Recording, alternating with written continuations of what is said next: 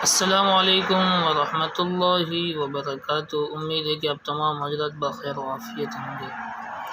آج آپ کے سامنے حضرت کی ایک وہ کلپ لایا ہوں جس میں حضرت نے نیا چاند دیکھنے پر جو دعائیں تھی وہ بتلائی ہے، صرف حضرت کی زبانی آپ سن سکتے ہیں۔ ایک دوسری بات یہ ہے کہ شعبان کا مہینہ ہے اور جب رجب کا مہینہ شروع ہوتا تو میرے اور آپ کے نبی صلی اللہ علیہ وسلم جو دعا مانگتے تھے، اللہم بارک لنا فی رجب و شعبان وبلغنا رمضان، اس کو بھی پڑھتے رہیے کیونکہ نبی کی پڑھی ہوئی دعا، نبی کی مانگی ہوئی دعا ہے۔ اللہ تعالی ہمیں عمل کی توفیق نصیب فرمائے، آمین۔ نیا چاند دیکھنے کی دعا پڑھ لیجئے۔ اللہم اہلہ علینا بالیمن والایمان والسلامت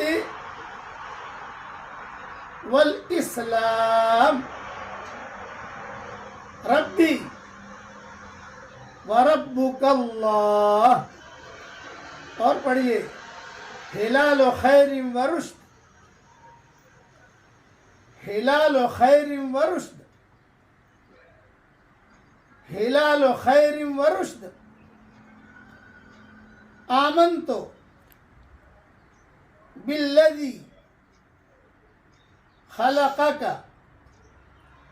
الحمد للہ الذی ذہب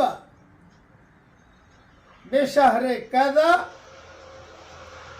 وجاء بشہر کذا، اللہم انی اعوذ بک من شر ھذا الشہر وشر القدر۔ رسول اللہ صلی اللہ علیہ وسلم یہ دعائیں پڑھنے کا اہتمام کرتے تھے۔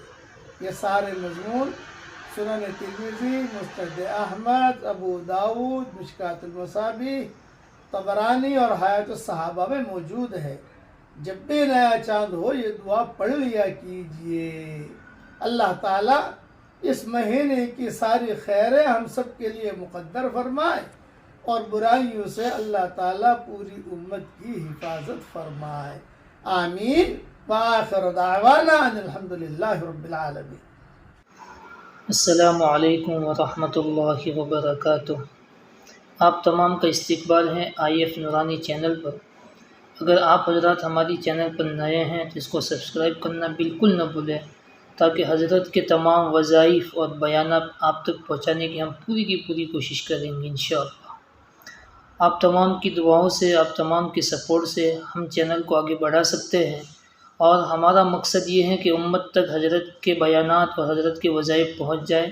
تو میرے عزیزو، اس کار خیر کے اندر آپ بھی حصہ لینے والے بن جائیں اور سپورٹ بھی کریں، انشاءاللہ بہت بڑا فائدہ ہوگا۔ حضرت کے وظائف بہت ہی بڑے مجربات میں سے ہیں، یہ علماء کے مجربات بھی بتاتے ہیں اور ہمارے اکابرین، ہمارے اسلاف کے